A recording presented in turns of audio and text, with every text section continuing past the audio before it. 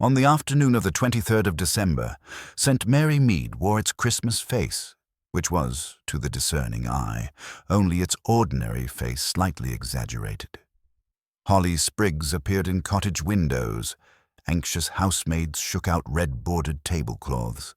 The high street displayed modest but determined festivity in the form of somewhat drooping-coloured paper bells outside the grocer's. It was cold without being properly snowy, which many people felt to be a slight on the season.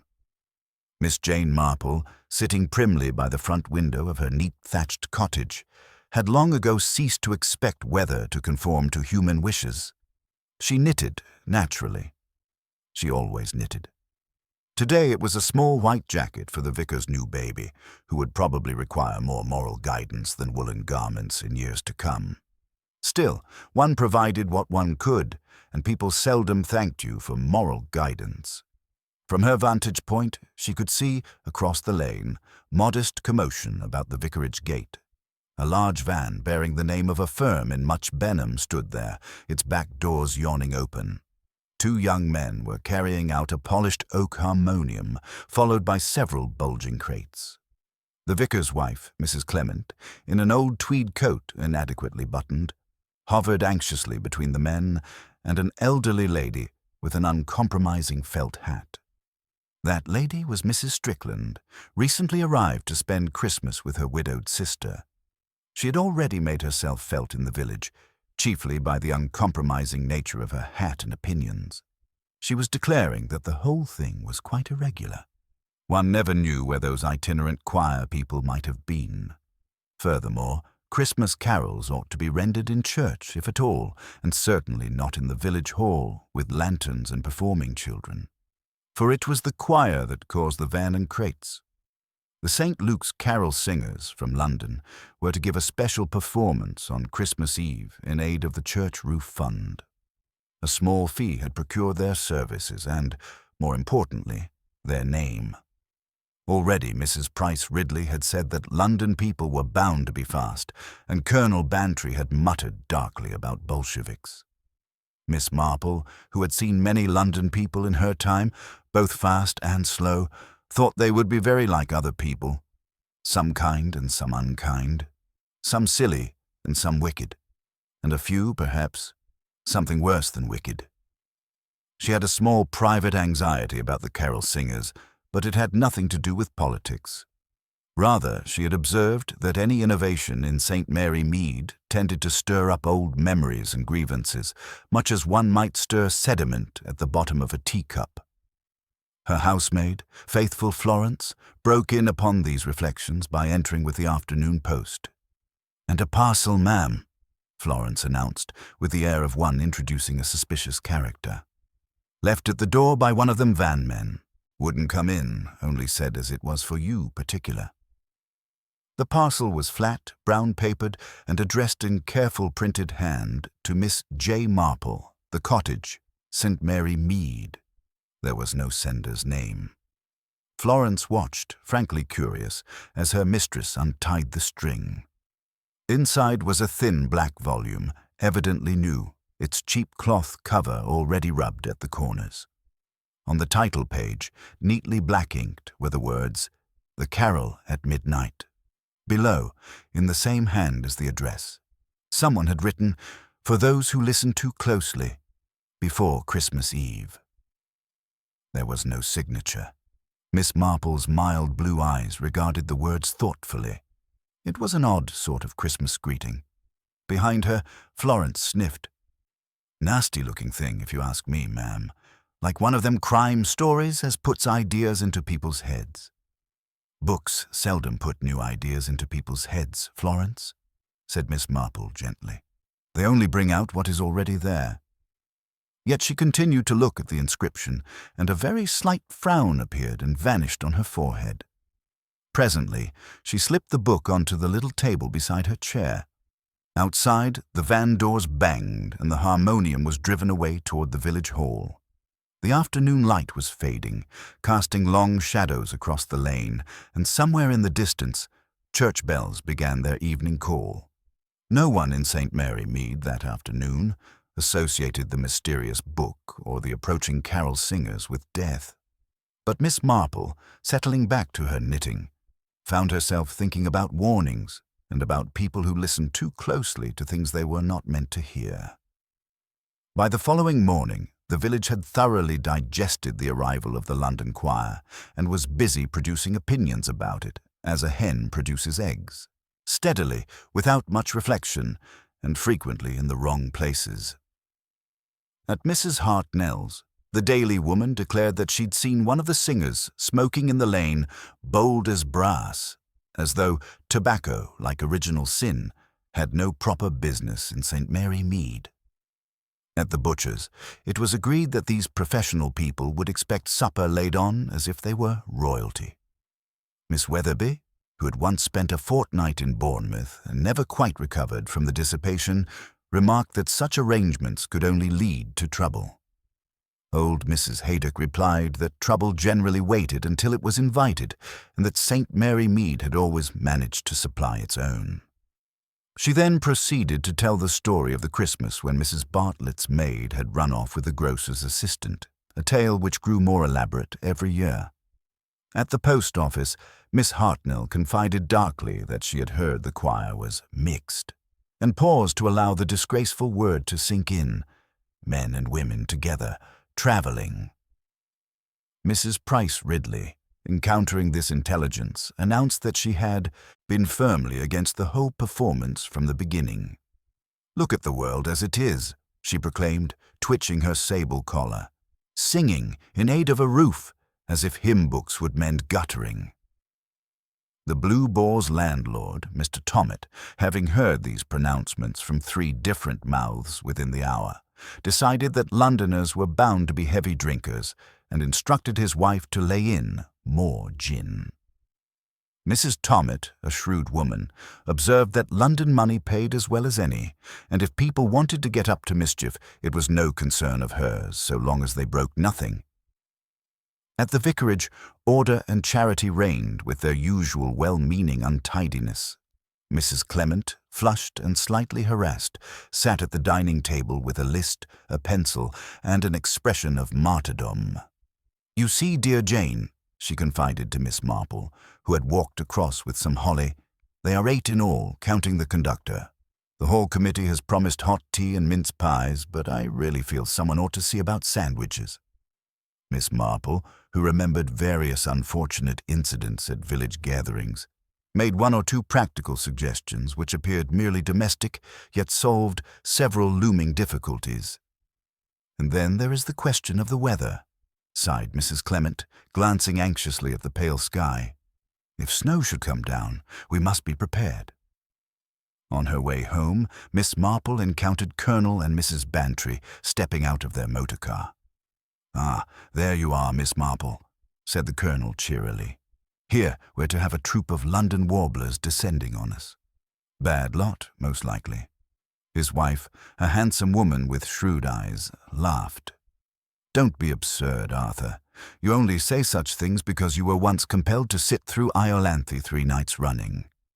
"I remember," Miss Marple said placidly, "that on the 3rd night the leading man eloped with the wardrobe mistress. It caused more talk than the performances." Mrs. Bantry's eyes lit up. "Now that is the sort of spirit we need. If anything remotely improper occurs, Miss Marple, you must promise to tell me instantly." The old lady smiled deprecatingly. "Impropriety is, in my experience, very much a matter of geography. What is considered quite correct in London might shock people here, and occasionally the other way round." By tea-time, almost everyone in St. Mary Mead had heard some version of the choir's impending arrival, and a fair proportion had improved upon it. It was said that the conductor had a tragic past, that one of the sopranos had once sung before royalty, that there had been a scandal requiring them to change their line-up. "They bring their own accompanist," Mrs. Hartnell repeated meaningfully, as if this hinted at unspeakable things. The odd incident of Miss Marple's mysterious parcel had also been thoroughly discussed. Florence had mentioned it to the Ada grocer's assistant, who had passed it on to his mother, who saw no reason why she should not mention it to Mrs. Price Ridley. "Anonymous books posted through doors," that lady declared. "It has the sound of a libellous tract. Why anyone should think of sending such a thing to poor Miss Marple, I cannot imagine." Yet she could imagine, and did, picturing all manner of obscure slights and insinuations. Meanwhile, Mrs. Haydock decided it was probably an admirer. "Old maids often have them," she said comfortably. "You'd be surprised." Miss Marple herself made no mention of the parcel.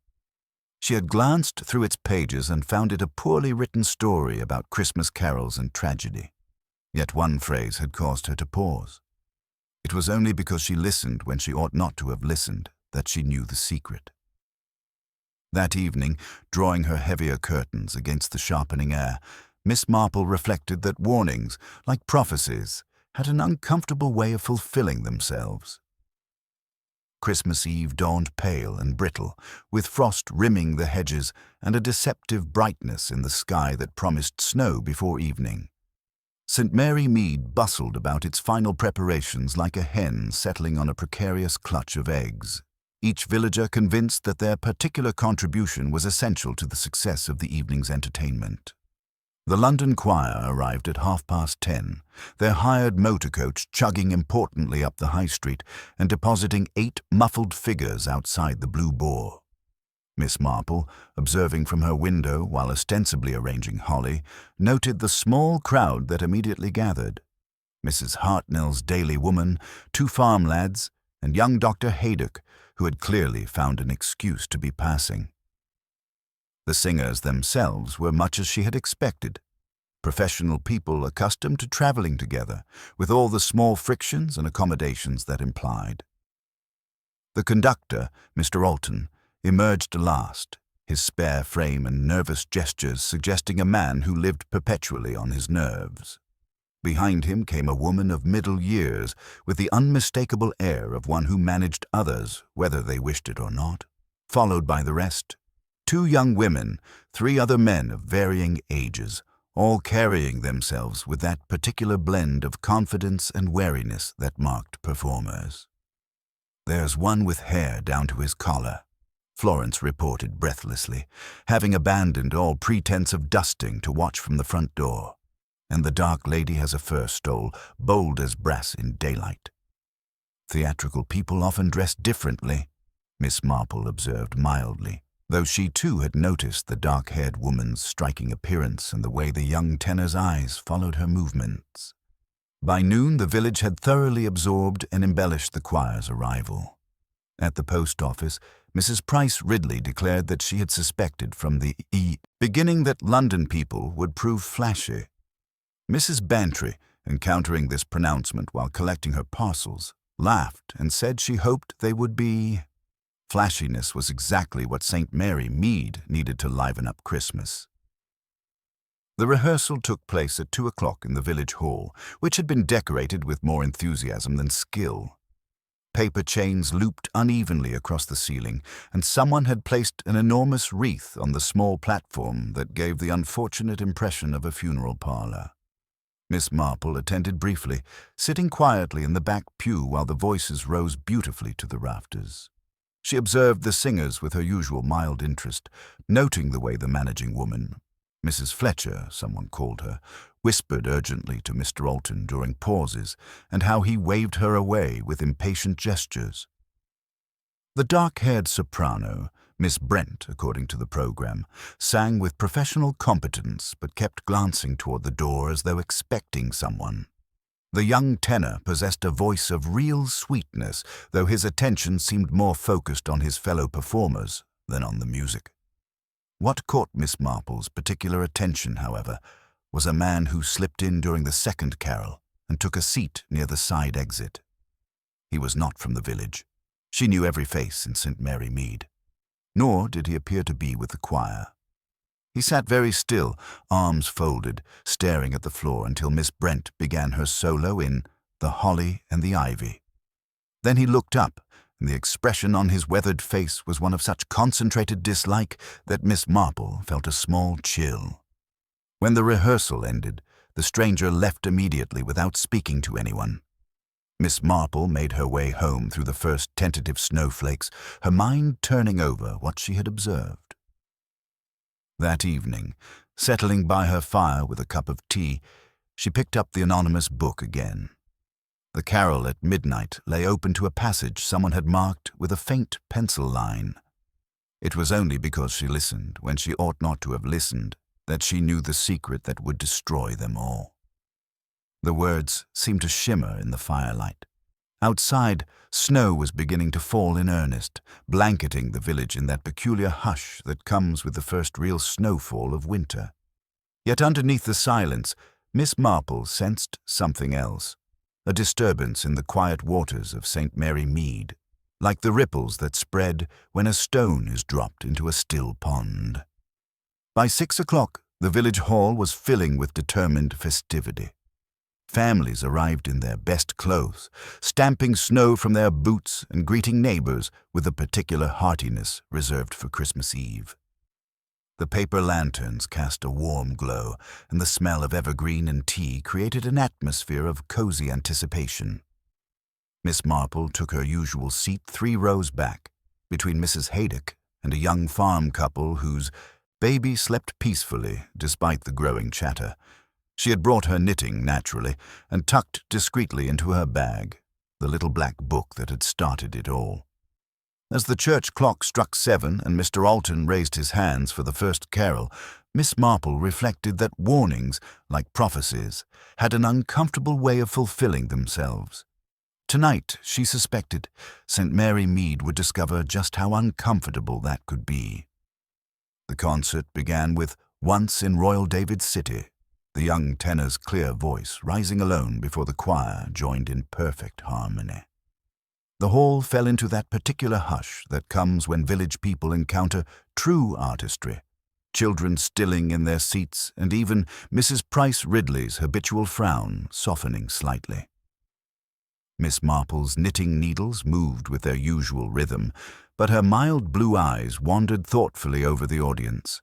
She noted Mr. Alton's nervous gestures as he conducted, the way his hands trembled slightly during the quieter passages. Mrs. Fletcher stood rigid beside the piano, her attention fixed not on the music but on the faces in the audience, as though calculating their approval. Miss Brent sang with professional competence, her dark head lifted, yet there was something brittle in her posture that suggested strain beneath the performance. Most interesting to Miss Marple was the stranger who had reappeared at the back of the hall. He stood half hidden by shadow, his weathered face set in lines of concentrated attention. When Miss Brent stepped forward for her solo in the Bleak Midwinter, his hands gripped the back of the nearest chair with such force that his knuckles showed white. The first half proceeded through familiar carols. The first Noel, Good King Wenceslas, a rather ambitious Coventry carol that nearly foundered on the alto's uncertain entry, but recovered admirably. The audience responded with genuine warmth, though Miss Marple detected undercurrents of tension among the performers themselves. Mrs. Fletcher whispered urgently to Mr. Alton during one pause, earning herself an impatient gesture of dismissal.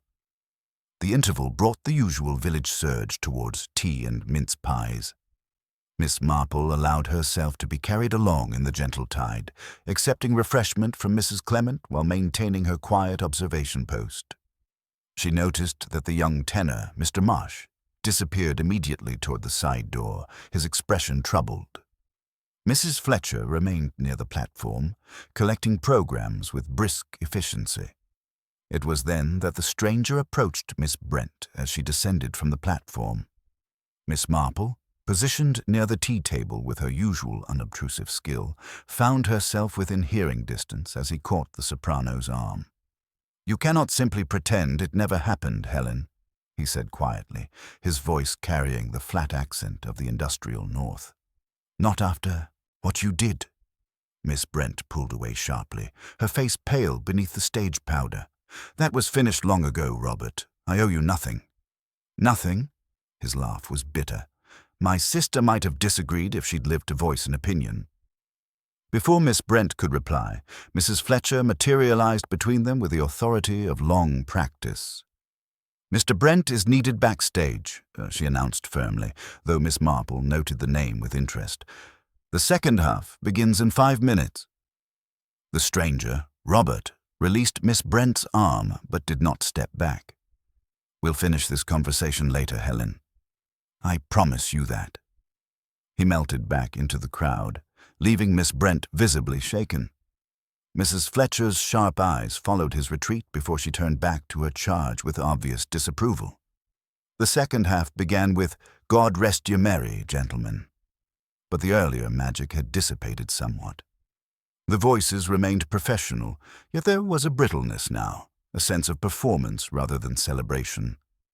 Miss Marple observed that Miss Brent kept glancing toward the exits, while Mr. Marsh's attention seemed divided between his music and concern for his fellow soprano. During Silent Night, sung with the audience joining in uncertain harmony, Miss Marple noticed the stranger slip quietly out through the side door. Her knitting needles paused almost imperceptibly. That door led not only to the lane, but also, via a narrow passage, to the small room behind the stage where the performers had left their belongings. The concert concluded with a complex arrangement of The Holly and the Ivy that showcased the choir's technical skill. The applause was generous, though Miss Marple detected relief among the performers, as well as appreciation from the audience. People began gathering coats and children, preparing for the snowy walk home. It was Mrs. Clement who made the discovery, going to thank the performers personally, as was her conscientious habit. Her scream, when it came, cut through the post-concert chatter like a blade through silk. "Oh, please! Someone, help!" The quality of that cry brought instant silence, followed by the inevitable surge toward the backstage area. Miss Marple moved more slowly, her rage preventing her from joining the rush, but she had a clear view through the doorway as Dr. Haydock knelt beside the crumpled figure in the black dress. Miss Brent lay very still on the worn linoleum, one arm flung out at an unnatural angle, her dark hair spilled across the floor. The doctor's examination was brief but thorough.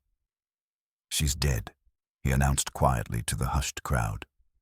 "And I'm afraid this was no natural death." Miss Marple carefully folded her knitting, her mind already working through the implications of what she had observed.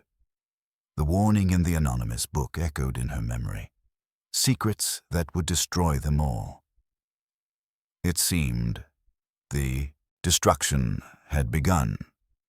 The discovery of Helen Brent's body transformed the village hall from a place of Christmas warmth into something altogether more sinister. The change was immediate and complete, like the moment when a familiar room is plunged into darkness. People drew back with that peculiar shuffling movement that marks the presence of violent death. Children were hastily gathered, and Mrs. Price Ridley produced smelling salts with the satisfaction of one whose pessimistic preparations had finally proved justified. Dr. Haydock's examination was mercifully brief. "Strangled," he announced quietly to Colonel Bantry, who had assumed command with military efficiency. "With her own scarf, by the look of it. The red silk one she always wore after performing." His voice carried clearly in the hushed atmosphere, and several people turned pale at this confirmation of their worst fears. Inspector Slack arrived within the hour, his motor car churning through the deepening snow with grim determination. He was a large, energetic man who had recently acquired both a promotion and a new mustache, neither of which had improved his investigative abilities. He approached the scene with the subtlety of a bull investigating a china shop, immediately announcing to the assembled crowd that nobody would leave until he had taken statements from everyone present. "Now then," he declared, positioning himself before the nervous choir members like a headmaster addressing particularly troublesome pupils. "This is a murder investigation, and I'll have cooperation from all of you. No hysterics, just facts." Miss Marple, seated quietly with her knitting, reflected that announcing murder investigations in such stentorian tones rarely encouraged the sort of voluntary disclosure that might prove useful. Still, Inspector Slack had his methods, however ineffective they might be. The facts emerged gradually through conflicting testimonies. Helen Brent had been alive during the interval where she had been seen arguing with the mysterious stranger. She had performed adequately in the second half, though several people noted she seemed distracted. Immediately after the final applause, she had gone backstage to collect her belongings, complaining of a headache.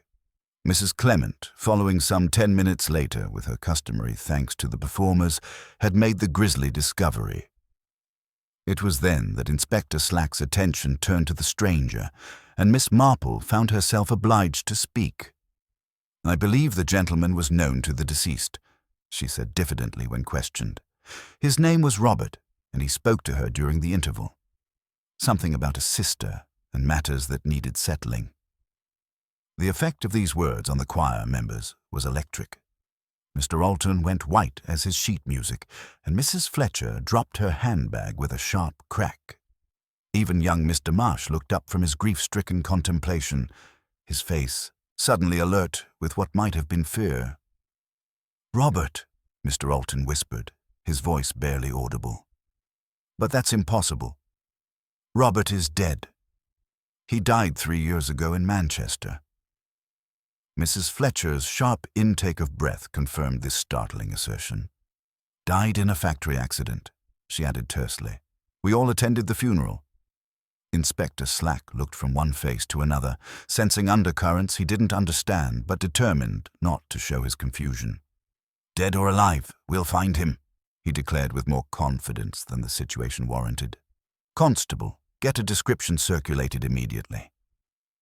As the police began the tedious business of formal statements, Miss Marple found herself approached by young Mr. Marsh, whose tenor voice had so charmed the audience earlier. His face was pale, and his hands shook slightly as he spoke. "Miss Marple," he said quietly, glancing around to ensure privacy. "Mrs. Clement said you were someone who noticed things. Perhaps you observed Helen was frightened tonight. Not just of this Robert person, but of something else. She'd been receiving letters that upset her terribly, though she wouldn't tell me what they contained." "You were close to Miss Brent?" Miss Marple inquired gently, though his obvious distress had already answered the question. A flush crept up his neck. "We were engaged, though not officially. Helen said her past made any future relationship impossible, that there were things about her former life that could never be forgotten." His voice dropped to barely above a whisper. "I believe she was being blackmailed." Miss Marple's knitting needles paused almost imperceptibly. "Blackmail is a particularly nasty crime, Mr. Marsh. It feeds on secrets like mold on damp walls, spreading until everything becomes corrupted. Do you think that's why she was killed? Because she refused to pay?" "I think," Miss Marple said carefully, "that murder is rarely about one single thing. It is generally the culmination of many small resentments and fears, building like snow on a roof until the weight becomes unbearable." She paused, her mild eyes meeting his troubled gaze. "Tell me, when you went outside during the interval, did you see anyone else near the back entrance?" His eyes widened slightly. "How did you know I went out? You had snow on your shoulders when you returned, and your hands were red with cold. The side door leads directly to the lane." He nodded slowly. "I needed air. The atmosphere inside was suffocating. But I saw no one, only footprints in the fresh snow, leading away from the hall toward the high street." Meanwhile, Inspector Slack was discovering that his obvious suspect had vanished as completely as morning mist. Robert, whoever he might be, had disappeared into the snowy night, leaving behind only questions and the increasingly nervous denials of the choir members, who maintained with suspicious unanimity that Robert was most certainly dead and had been for 3 years. Miss Marple walked home through the falling snow with Mrs. Bantry, who was torn between excitement at having witnessed a real murder and disappointment that it had interrupted such a lovely concert. "Do you really think this Robert person came back from the dead?" she asked, drawing her fur coat tighter against the cold. "People rarely return from the dead," Miss Marple replied thoughtfully, "though they sometimes return from places where others prefer to believe them dead. The distinction can be quite important." Back in her cottage, she took out the little black book once more. Another passage had been marked with faint pencil. The past is never truly dead. It only waits for the right moment to return and claim what was always owed. Miss Marple closed the book and sat for a long time staring into her fire. The pattern was beginning to emerge, faint but distinct, like the first careful stitches of a complex piece of knitting.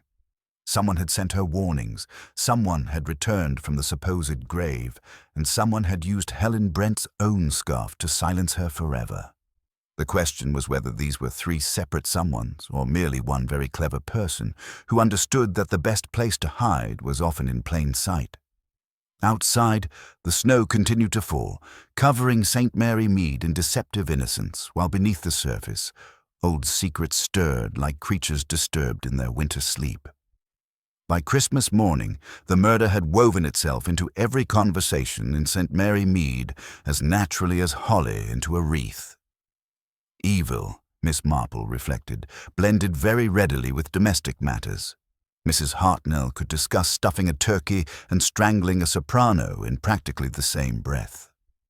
At the early service, the vicar preached gently on peace and goodwill, while half his congregation wondered whether the killer sat among them in their best Sunday coats. The subdued quality of the Christmas service was unmistakable. Even young Tommy Bond's enthusiastic portrayal of a shepherd in the children's nativity pageant failed to lighten the general gloom that had settled over the village like morning fog. Miss Marple, seated in her usual pew, noted the significant gaps in the congregation.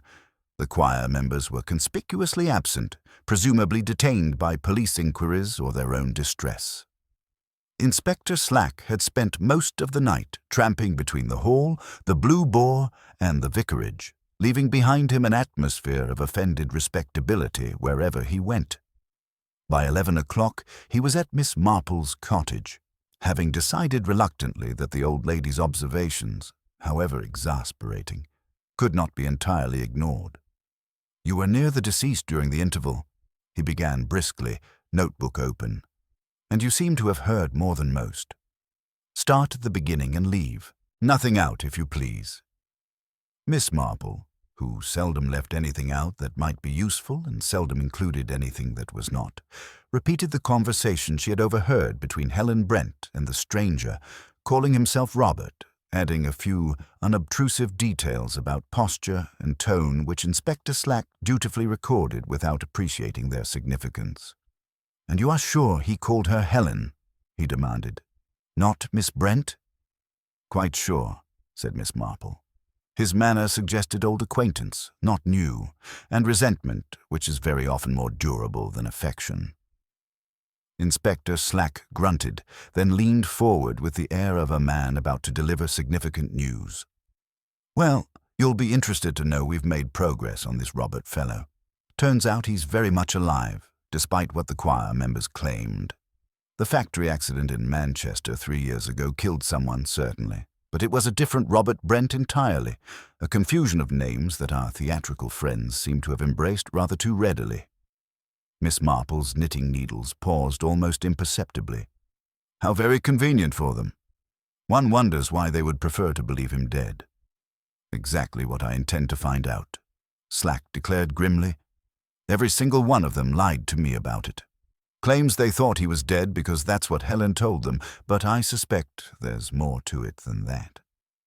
After Inspector Slack had departed, slightly irritated by the feeling that he had been given information without quite understanding what it meant, Miss Marple put on her outdoor things and walked carefully through the thin crust of snow toward the vicarage. She found Mrs. Clement in the kitchen, looking harried and surrounded by unwashed breakfast dishes from her unexpected guests. "Oh, Jane, it's been dreadful," the vicar's wife confided, accepting Miss Marple's offer to help with the washing up. "The police have been here all morning, questioning everyone again, and the atmosphere among the choir members is quite tense. They keep whispering among themselves and falling silent whenever I enter a room." "Natural enough, under the circumstances," Miss Marple observed, beginning to dry the plates with practiced efficiency. "Tell me, my dear, was there anything in Miss Brent's behavior yesterday that struck you as unusual?" Mrs. Clement hesitated, her hands stilling in the soapy water. She asked about the bells, whether they rang every quarter hour all through the night. When I said they did, she looked most distressed, though she tried to hide it. And twice, while we were having tea, she started violently when the doorbell rang. "Ah," said Miss Marple softly. "People who dread being summoned, one finds, are rarely innocent of everything." She paused thoughtfully. "I don't suppose you noticed anything else unusual? Any visitors, perhaps, or unexpected correspondence?" "Well, there was something rather odd." Mrs. Clement lowered her voice conspiratorially. "While I was clearing the guest rooms this morning, I found this in the wastepaper basket in Mr. Alton's room." She produced a crumpled telegram from her apron pocket. It was dated 2 days previously and bore a Manchester postmark. The message was brief but chilling. "He knows everything. Stop him before Christmas." Miss Marple smoothed the paper carefully, her mild eyes studying the stark words. "He knows everything," she repeated softly. "A very comprehensive phrase, don't you think? It covers a multitude of sins." "But who is he?" Mrs. Clement asked anxiously. "And what does he know?" "That," said Miss Marple, "is precisely what we must discover. The telegram suggests that Miss Brent's murder was not a crime of passion, but something planned well in advance." As she prepared to leave, Miss Marple's sharp eyes caught a small, pale object half hidden by the skirting board in the vicarage hall. She stooped slowly and picked it up, a flattened cylinder of wax no larger than a pea. "It's only a little bit of wax," said Mrs. Clement, following her gaze. "From the altar candles, I suppose. They do drip dreadfully when the boys carry them." "Perhaps," Miss Marple agreed, though she had noticed similar pale marks on the back room floor at the village hall, circles where something had been hastily scraped up. She slipped the tiny object into her glove with the casual movement of long practice. Walking home through the chill, bright air, she encountered Dr. Haydock, who had the distracted air of a man wrestling with professional concerns. "The thing is," he said abruptly, as though continuing a conversation already begun, "the murder itself was quite straightforward. Strangled from behind with her own scarf, death almost instantaneous. But there are aspects that trouble me." Miss Marple waited with the patience of long practice. "She had marks on her wrists," he continued, lowering his voice as they passed a group of parishioners. "Old bruises, weeks old at least, suggesting she'd been roughly handled before. And there was something else, a small burn mark on her left hand. Quite recent. The sort of mark one might get from a cigarette deliberately pressed against the skin." "How very unpleasant," Miss Marple murmured. "It suggests a pattern of intimidation leading up to the murder, doesn't it? Someone had been frightening her systematically." "Precisely my thought. Fear can be a more effective weapon than violence itself, because it allows the victim to imagine all manner of terrible possibilities." Miss Marple nodded thoughtfully. Young Mr. Marsh's assertion that Helen had been receiving threatening letters suddenly took on a more sinister significance. Someone had been conducting a campaign of terror against the dead woman, building up to the final, fatal encounter in the village hall. As she reached her cottage gate, Miss Marple reflected on telegrams and wax, on old bruises and new fears, on a man who should have been dead but walked among them still. The pattern was becoming clearer, though several crucial pieces remained stubbornly obscure. Someone had orchestrated Helen Brent's murder with considerable care, and that someone was still at large in St. Mary Mead, hidden behind a mask of shocked innocence while the investigation focused on the convenient spectre of Robert Brent.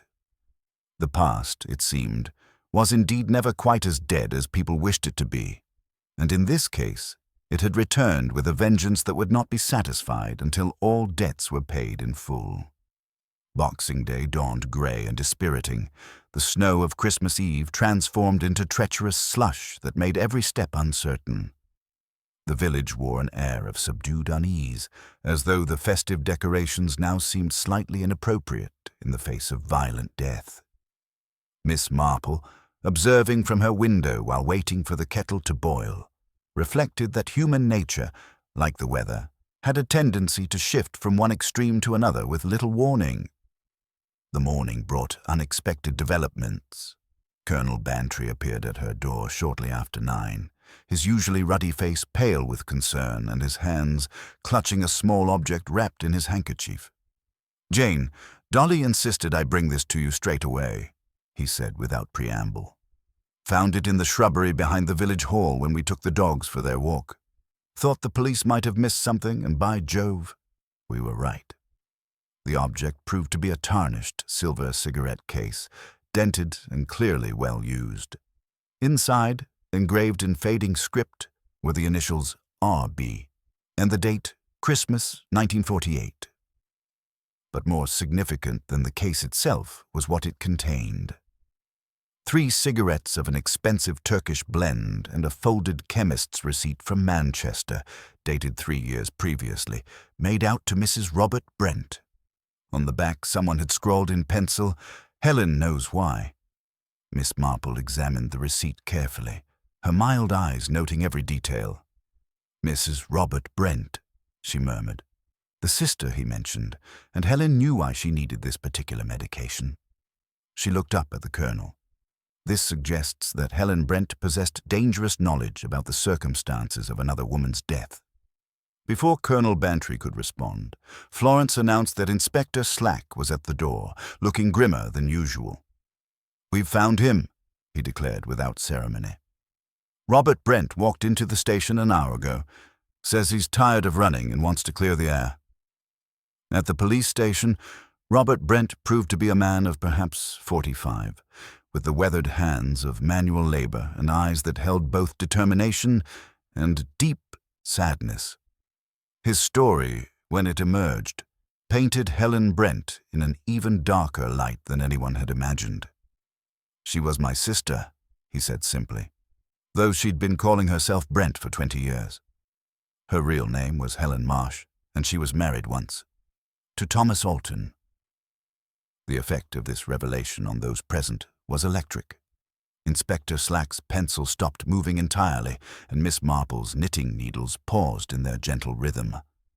"Married to the conductor?" Slack demanded, but neither of them mentioned. "They wouldn't," Robert said bitterly. "Helen always preferred to forget inconvenient truths. She left Tom after 2 years, said he was holding her back from her destiny. Changed her name, took up with wealthy patrons, built herself a new life. But 3 years ago, she needed money desperately. £200, which was a fortune to people like us." His voice grew heavy with pain. "My younger sister Margaret worshipped Helen, always had. When Helen wrote begging for help, said it was life or death, Margaret gave her everything, emptied her savings, borrowed against her wages. She was a seamstress, worked herself to exhaustion to scrape together that sum. And Helen took the money and disappeared," Miss Marple said gently. "Took it and vanished without explanation. 6 months later, Margaret fell ill with pneumonia. She couldn't afford proper medical care. She'd given everything to Helen. She died calling for her sister, asking why Helen had abandoned her again." His hands clenched into fists. "That's why I've been searching for her. Not for revenge, but for answers. What could have been worth Margaret's life?" Inspector Slack leaned forward. "And you found those answers?" "Some of them." Robert's gaze shifted to Miss Marple, as though recognizing a kindred understanding. "The money Helen took? It wasn't just Margaret's savings. It was insurance money from my wife's death, money that was meant to support me and our children. The choir convinced me I'd signed it away while drunk with grief, but I never signed anything. They stole it, used Helen to do their dirty work, then let me believe I was responsible for losing it." The implications hung heavy in the air. Miss Marple spoke carefully. "So when you confronted Helen at the interval, you were seeking acknowledgement of multiple betrayals, your sister's death and the theft of your wife's insurance money. I wanted her to confess, to show some remorse. Instead, she laughed. Said Margaret was always weak, that the strong survive and the weak perish." His voice dropped to a whisper. I walked out then. Couldn't trust myself to stay. I left during the second half and walked to Much Benham, caught a lorry to Manchester. The driver can verify it. Name of Holloway. Inspector Slack had already confirmed this alibi, which left him with the uncomfortable realization that his most obvious suspect was innocent. Miss Marple, however, was considering other implications. "Mr. Brent," she said, "when you wrote to Helen threatening to expose her, did you sign those letters?" "I never wrote threatening letters," he said firmly. "I sent one letter telling her I knew where she was and that we needed to talk. That's all." Miss Marple nodded thoughtfully. Someone else had been conducting a campaign of terror against Helen Brent, someone who had found her past useful for their own purposes. The pattern was becoming clearer, a web of old crimes and new fears, with Helen at the center but not necessarily in control. Later that afternoon, as she walked home through the grey slush, Miss Marple encountered Mr. Alton near the vicarage gate. The conductor looked haggard, his thin face drawn with strain, and he approached her with obvious reluctance. "Mrs. Clement said you were understanding about human frailties," he began hesitantly. "The police think Robert killed Helen, but they're wrong. I saw him leave during the second half, went out the side door and straight down the lane. He looked defeated, not murderous." "But you haven't told Inspector Slack this," Miss Marple observed. "How could I? If I admit I was watching the door, I have to explain why, and the truth is—" He swallowed hard. "We all had reasons to fear Robert's return. The insurance money Helen helped us take. We never meant it as theft. The choir was failing, we were desperate, and Helen convinced us that Robert wouldn't notice in his grief. We meant to pay it back. But you never did," Miss Marple said gently. "And when you heard he had died, you felt relieved? God forgive us, yes. We thought the secret was buried. Then he walked into that hall, and we knew our past had caught up with us." Alton's voice dropped. "But he didn't kill Helen, Miss Marple. I'm certain of it. Because when she died, someone else was backstage, someone wearing a coat that looked exactly like the vicar's heavy winter coat." Miss Marple's needles stopped moving entirely. "You're quite certain of this?" "I saw the shadow near the dressing-room door just for a moment. Dark wool, the same cut as the coat that hangs in the vicarage hall. But the vicar was in the audience. I could see him from the stage." That evening, Miss Marple made a quiet telephone call to the vicarage. When she hung up, her suspicions were confirmed. The vicar's old gardening coat was indeed missing, taken by someone who knew the household well enough to borrow it without permission. As she sat by her fire, the anonymous book open on her lap, Miss Marple reflected on the emerging pattern. Helen Brent had been at the center of multiple betrayals: the abandonment of her husband, the exploitation of her sisters, the theft of insurance money meant for a grieving widower. But her murder had been committed by someone who could walk freely through St. Mary Mead, someone trusted enough to enter the vicarage and borrow a coat without suspicion. The killer was not a stranger seeking revenge, but someone much closer to home, someone who had used Helen's guilty past for their own purposes, and then, when exposure threatened, had silenced her forever. The question now was not who had motive to kill Helen Brent, but who among those with motive had possessed both the opportunity and the cold calculation to carry it out so efficiently. Outside, the winter evening settled over St. Mary Mead like a grey blanket. But in Miss Marple's sitting room, the truth was beginning to emerge from shadow into the clear, cold light of understanding. The following morning brought developments that shifted the investigation onto more official ground.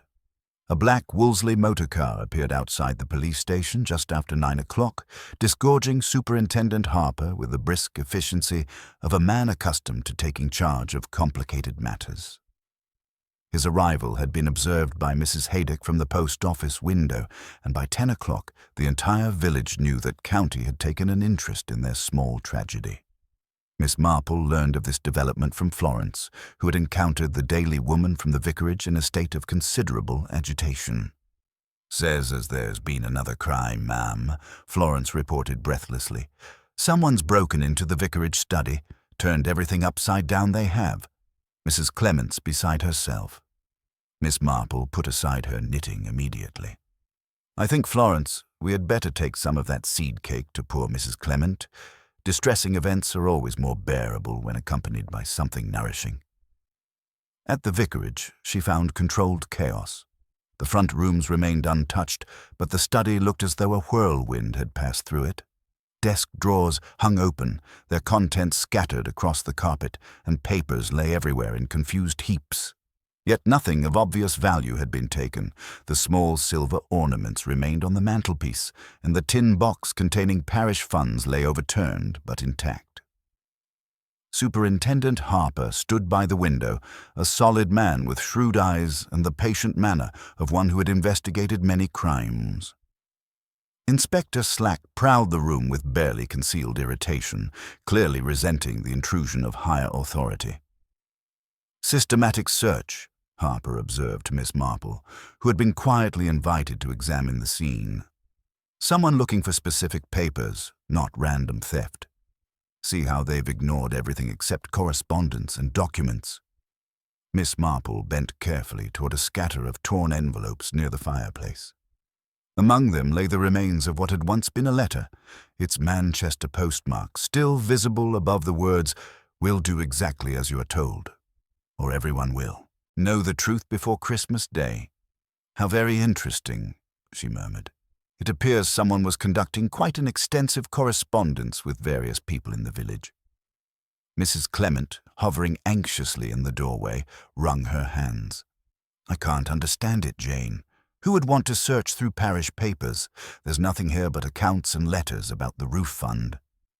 "Unless," Miss Marple suggested gently, "someone was concerned about letters they had written, rather than letters they might find." That afternoon brought another revelation, this one from an unexpected source. Miss Marple encountered Mrs. Fletcher near the village green, the choir manager's usual composure noticeably strained. The older woman approached with obvious reluctance, her sharp features drawn with worry. "Miss Marple," she began hesitantly, "I wonder if I might speak with you confidentially. Mrs. Clement mentioned that you were understanding about human frailties." They walked slowly toward the church, Mrs. Fletcher choosing her words with evident care. "The truth is, our choir has been experiencing financial difficulties, serious ones. Helen controlled our bookings and managed our accounts, and I began to suspect some months ago that money was disappearing." "Embezzlement?" Miss Marple inquired mildly. I preferred not to use such a harsh word, but yes. Small amounts at first, then larger ones. When I finally confronted Helen about the discrepancies, she laughed, said I should be grateful she kept us working at all, and that if I made trouble, she would ensure we never performed again. Miss Marple nodded thoughtfully. "A most unpleasant situation. And did you document these irregularities?" "I tried to, but Helen was very clever about covering her tracks. However, when Robert Brent appeared, I realized Helen's past might make her more amenable to returning what she had taken." Mrs. Fletcher's voice dropped. "I may have mentioned, Thomas Alton, that Helen seemed vulnerable to pressure from her former life." "I see. And Mr. Alton's response?" "He became very quiet, very thoughtful. Said it was time Helen faced the consequences of her actions." Mrs. Fletcher shivered slightly. "I never meant for anyone to be hurt, Miss Marple.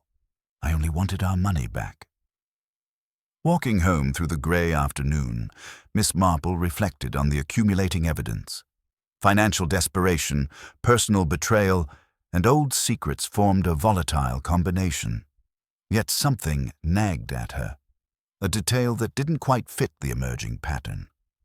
That evening she made a careful examination of the small piece of candle wax she had collected from the vicarage floor. Under her magnifying glass, it revealed something interesting. Embedded in the wax was a tiny fragment of red silk, the same shade as Helen Brent's performance scarf. The significance of this discovery became clearer when she recalled young Mr. Marsh's anguished confession about the church bells. Helen's notebook entry had mentioned listening for the bells to stop at midnight as a signal. Miss Marple telephoned Dr. Haydock, who confirmed that the church clock mechanism had indeed jammed briefly on Christmas Eve, stopping dead between midnight and 1:15 before resuming its normal chime. "Mechanical failure," he assured her. "Old clockwork does that sometimes in cold weather. Nothing suspicious about it." But Miss Marple suspected otherwise. Someone had deliberately stopped those bells, creating a window of artificial silence in which murder could be committed unheard. The candle wax suggested how. A small piece of wax carefully placed in the mechanism, then scraped away afterward. The fragment of silk indicated that Helen's scarf had been used as a tool in this preparation, perhaps to muffle the sound of the tampering. The pattern was becoming clearer now. Someone had planned Helen's murder with considerable care, using knowledge of the village's routines and the concert's timing to create the perfect opportunity. They had borrowed the vicar's coat for disguise, manipulated the church bells to mask the crime, and planted evidence to implicate Robert Brent. Most significantly, they had conducted a campaign of terror through threatening letters, not to extort money but to keep their victims silent about other matters. The embezzlement, the insurance fraud, the various betrayals that formed Helen's sordid past. As Miss Marple sat by her fire that evening, the anonymous book opened once more in her lap. She found herself studying a passage near the end. The killer moved among them like a shadow, trusted and unnoticed, using their secrets against them while hiding the greatest secret of all. She closed the book thoughtfully. Tomorrow, she decided, it would be time to test her theory. The murderer had been very clever, but cleverness often contained its own weakness, the inability to resist demonstrating one's superiority. Miss Marple knew exactly how to provide that opportunity, and she suspected the killer would be unable to resist taking it. The truth was finally beginning to emerge from the tangle of lies and misdirection that had surrounded Helen Brent's death. Soon, very soon, the bells of St. Mary Mead would ring out the end of this particular mystery, and justice would be served with the quiet efficiency that marked all of Miss Marple's investigations. Miss Marple chose her moment with the careful precision of a seamstress selecting the perfect stitch. On the morning of the 28th, she made a series of quiet telephone calls, then walked to the vicarage with the determined air of one who had reached an inevitable conclusion. She found Mrs. Clement in a state of controlled agitation, surrounded by the debris of another police search. "My dear," Miss Marple said gently, "I wonder if you might allow me to borrow your sitting room this afternoon? I believe it is time for a small gathering, nothing formal, merely tea and conversation. Sometimes, when people sit together in comfort, they say more than they intend." By 4 o'clock, the vicarage sitting room held an uneasy assembly. The surviving choir members occupied the sofa, with the rigid posture of people expecting unpleasant news. Superintendent Harper sat quietly by the window, while Inspector Slack hovered near the mantelpiece with barely concealed impatience. Miss Marple settled herself in the corner chair, her knitting basket at her feet and the small black book visible on the table beside her. Mrs. Clement poured tea with trembling hands. The atmosphere grew increasingly strained as Miss Marple made gentle conversation about the weather, the Christmas decorations, and the unfortunate disruption to what should have been a joyful celebration. Finally, she set down her teacup and picked up her knitting. "I have been thinking a great deal about blackmail," she said in her mild voice. "Such a particularly nasty crime, because it feeds on fear and grows stronger with time. The victim becomes trapped, paying again and again, while the blackmailer becomes increasingly confident." Mrs. Fletcher's hands tightened on her cup. "I hardly see what that has to do with Helen's murder." "Oh, but it has everything to do with it," Miss Marple replied, her needles clicking steadily. "You see, Helen was being blackmailed, but not by Robert Brent, as everyone supposed. She was being blackmailed by someone much closer to home, someone who knew all her secrets because they had helped create them. The room fell silent, except for the gentle tick of the mantelpiece clock. Miss Marple continued knitting, her voice remaining conversational. The insurance fraud 3 years ago was not Helen's idea alone. She needed an accomplice, someone good with accounts, someone who could manage the paperwork and make the theft appear legitimate. Someone like you, Mrs. Fletcher, with your experience in financial management. Mrs. Fletcher's face had gone very pale, but she said nothing. Miss Marple glanced up from her knitting with mild eyes. When Robert Brent began asking questions about his wife's insurance money, you realized the scheme might unravel. Helen was becoming nervous, talking about confession and making amends. That was when you began the threatening letters, wasn't it? Not to extort money, but to keep her silent about your partnership in the crime. Superintendent Harper leaned forward slightly. We found the evidence this morning, Mrs. Fletcher. The church roof fund accounts show systematic embezzlement over 18 months. Money you took while serving as treasurer. The diocesan records make the discrepancies quite clear. Helen helped you with that too, Miss Marple added gently. She provided the distraction of her own choir embezzlement while you quietly drained the church fund. A very clever arrangement, until Robert's appearance threatened to bring everything into the light. Mrs. Fletcher's composure finally cracked. She was going to ruin everything, she said in a harsh whisper. 20 years of careful planning, of building respect in the community, and she wanted to throw it all away for her guilty conscience. So you killed her, Miss Marple said softly. During the interval, you borrowed the vicar's coat and went backstage. You had already stopped the church bells with candle wax to ensure silence. Helen trusted you.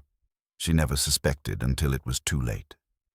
She looked at me with such surprise, Mrs. Fletcher continued, her voice growing stronger with a terrible kind of relief. As if she couldn't believe I would actually do it. But she would have destroyed us both with her weakness. Miss Marple held up the small black book. You sent this to me as a warning, didn't you? The same phrases appear in your threatening letters, rather distinctive turns of phrase for someone who fancied herself a writer. Vanity, Mrs. Fletcher. It's often the downfall of the clever criminal.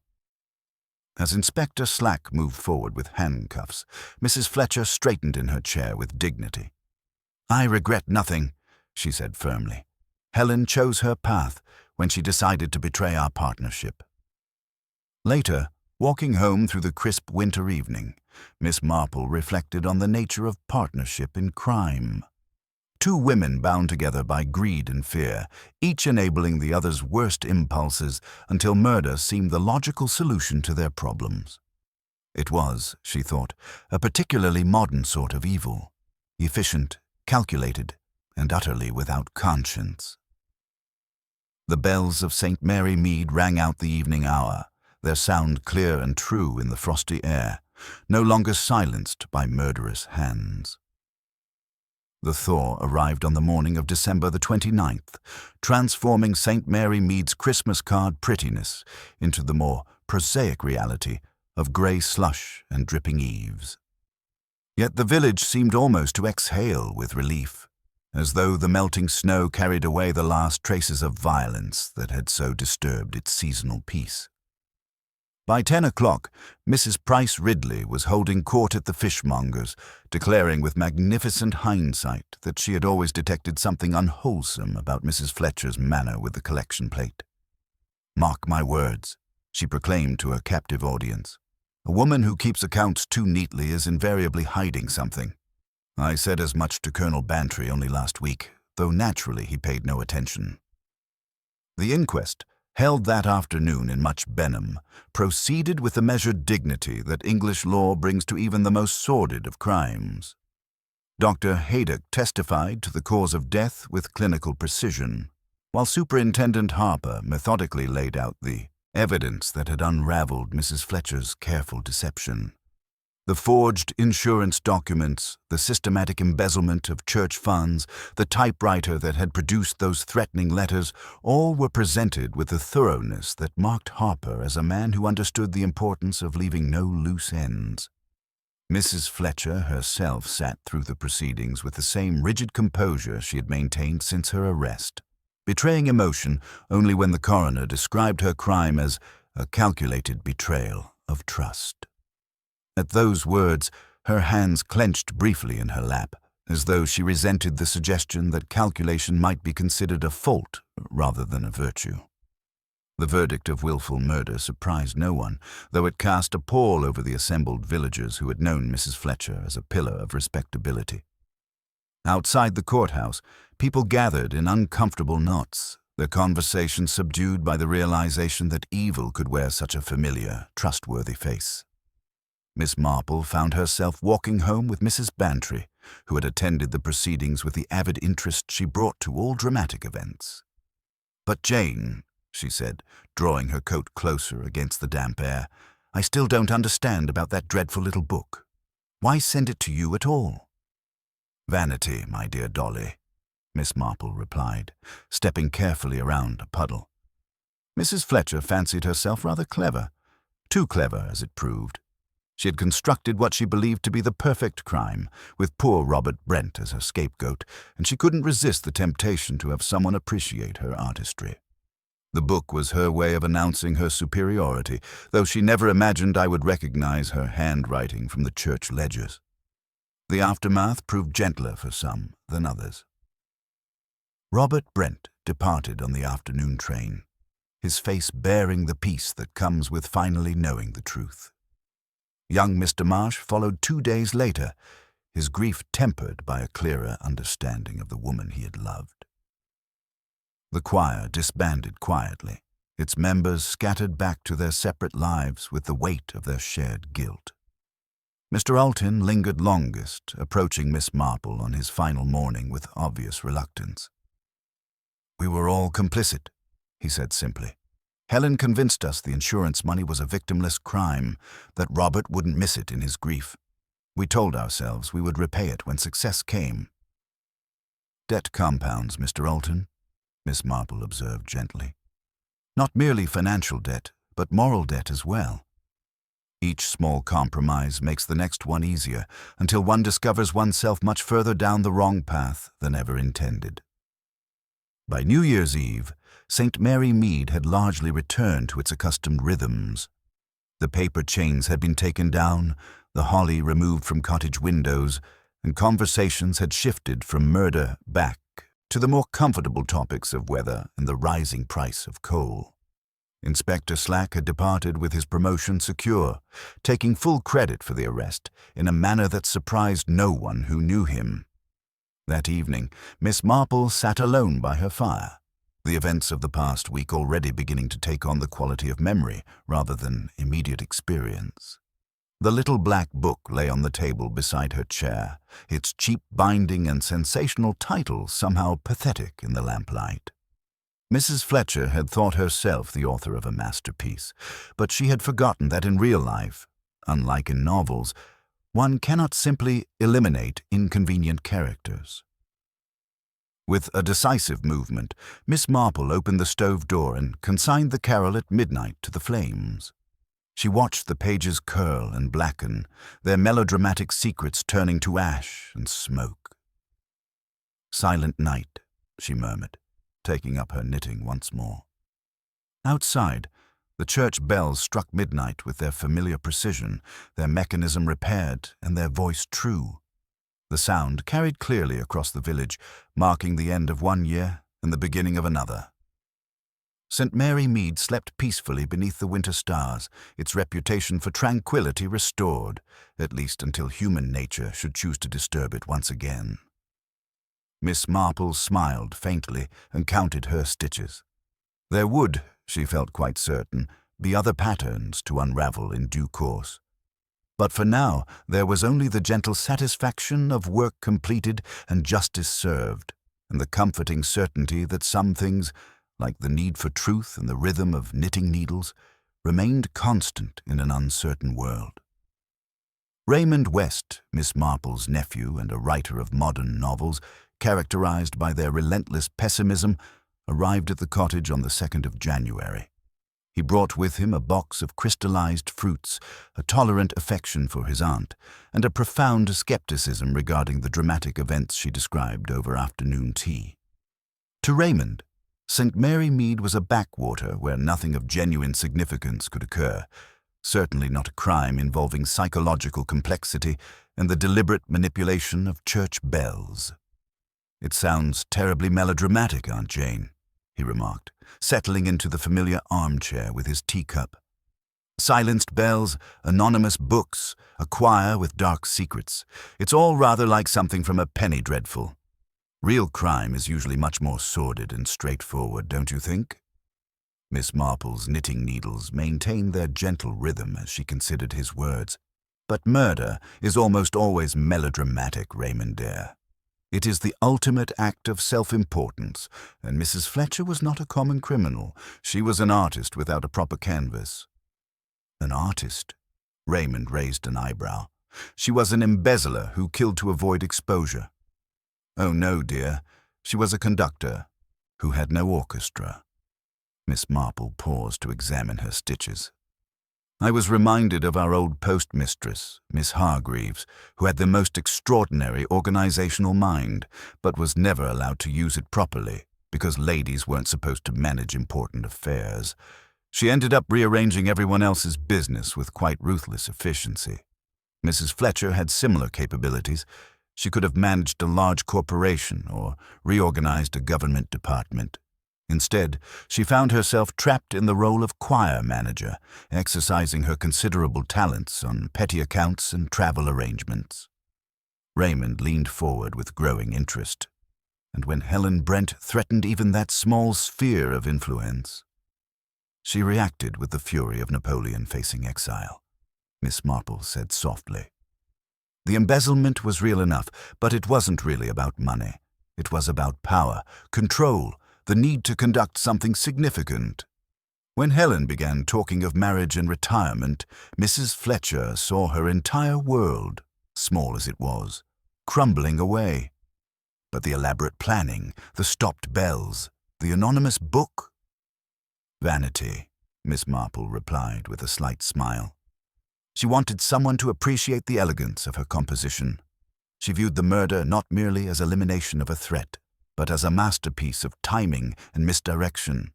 She needed an audience, Raymond, even if that audience was only one elderly lady who might notice the artistry involved." Raymond studied his aunt with renewed respect. "You make her sound almost tragic." "Evil often is tragic, dear. It represents such a waste of human potential. Mrs. Fletcher possessed genuine gifts: intelligence, organizational ability, attention to detail.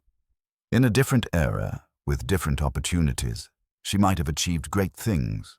Instead, she used those same talents to steal from church funds and strangle a woman with her own scarf." Miss Marple sighed gently. "It's the terrible irony of our small world. We have our Caesars and Napoleons, our saints and sinners. They simply operate on a more intimate stage." As the winter afternoon faded into grey twilight, Raymond prepared to return to London and his own concerns. "Well, Aunt Jane, I suppose you can look forward to a peaceful winter now. No more mysterious deaths disrupting village life?" "One hopes not," Miss Marple said, walking him to the garden gate. "But human nature remains remarkably consistent, Raymond. We all carry within us the capacity for both great good and terrible evil. Most of us, by God's grace, choose to channel our energies into knitting baby clothes rather than weaving webs of deception." After his motor car had disappeared down the lane, Miss Marple stood for a moment in her doorway, observing the quiet village scene. Smoke rose straight up from cottage chimneys in the still air. The grocer was closing his shop. Lights appeared in windows as families gathered for their evening meals. It was a scene of perfect domestic tranquility, yet she knew that behind each drawn curtain lay the same mixture of loves and hatreds, jealousies and kindnesses that had produced the recent tragedy. The murder of Helen Brent was solved, justice served, but the fundamental patterns of human nature remained unchanged. Miss Marple closed her door against the winter chill and returned to her knitting. There was still work to be done on the vicar's baby jacket, and after that, perhaps mittens for the church organist's children. Life continued its steady rhythm, like the clicking of knitting needles or the regular chiming of properly functioning church bells. For now, at least, St. Mary Mead rested in peace, its small dramas temporarily resolved, its deeper mysteries waiting patiently for another day, another season, another turn of fortune's wheel to bring them once more into the gentle but inexorable light of Miss Jane Marple's understanding. The weeks that followed settled over St. Mary Mead like sediment in a disturbed pond, each day bringing the village closer to its natural rhythm. By mid-January, the murder at the Christmas concert had retreated into that special compartment of village memory where shocking events are kept, frequently taken out, dusted, and improved upon with each retelling. The snow had melted into grey slush, leaving behind a landscape that matched the subdued mood of the inhabitants. Miss Marple, making her way through the damp afternoon toward the vicarage, carried a brown paper parcel containing the completed white wool jacket. The garment had absorbed considerable contemplation during the recent troubles, each stitch a meditation on the nature of human frailty and the patience required to create something beautiful from simple materials. She found Griselda Clement in the sitting room, engaged in an unequal struggle with a pile of mending while baby Leonard slept peacefully in his basket. The vicar's young wife looked up with relief, abandoning a particularly troublesome sock. "Oh, Jane, you are a treasure," Griselda exclaimed, accepting the parcel. "Leonard grows so quickly, and I'm hopeless with a needle. Do sit down, the kettle's just boiled, and we actually have a moment's peace." Over tea, they discussed the peculiar flatness that had settled over the village. "It's dreadful to say," Griselda confided, "but everything feels rather anticlimactic now. Even Mrs. Price Ridley has nothing to complain about except her chilblains. One shouldn't miss excitement when it came from such a terrible cause, but the quiet feels almost heavy." "The quiet of safety is very different from the quiet of secrets," Miss Marple observed gently. Mrs. Fletcher created a silence that was full of tension, like a clock wound too tight. What we have now is merely the natural pause before life begins its next movement. "Will there be a next movement?" Griselda asked, half hoping, half dreading the answer. Miss Marple's eyes twinkled with that sudden sharpness that always surprised those who knew her only as a gentle knitting grandmother. "Human nature, my dear, is never truly at rest. Even now, I believe, the seeds of future drama are being sown. Nothing murderous, I hope, but Mrs. Hartnell and Mrs. Price Ridley were discussing the Easter fete arrangements this morning. Each believes herself designated to manage the tombola." Griselda groaned. "The tombola wars.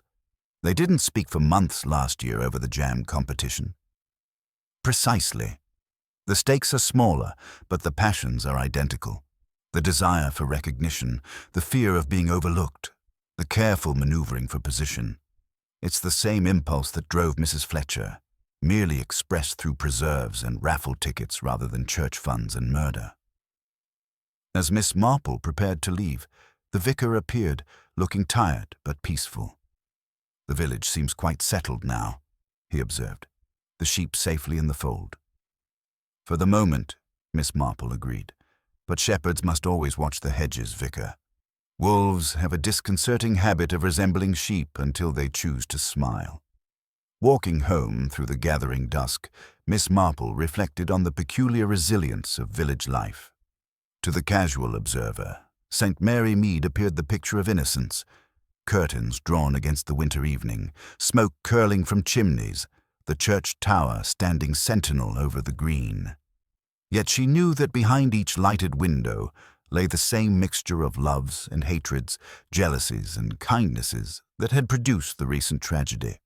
The murder of Helen Brent was solved, justice served, but the fundamental patterns remained unchanged. In her garden, the first brave snowdrops pushed through the dark earth, their white bells trembling in the cold air, a reminder that even in the depths of winter, life prepared for renewal. Miss Marple opened her cottage door noting with satisfaction the warmth that greeted her. There would be new seasons, new secrets, and, inevitably, new mysteries to unravel. The great tapestry of human nature continued to weave itself, crossing and recrossing in patterns that only the most patient observer could discern. As she settled by her fire with fresh knitting, mittens for the church organist's children, Miss Marple smiled faintly. The village slept peacefully beneath the winter stars, its reputation for tranquility restored. Silent night had returned to St. Mary Mead, but it was the silence of contentment now, not conspiracy, until human nature chose to disturb it once again, which it undoubtedly would, in its own good time. The bells of the church rang out the evening hour, their voice clear and true, no longer silenced by murderous hands. All was well for now in the small world of St. Mary Mead.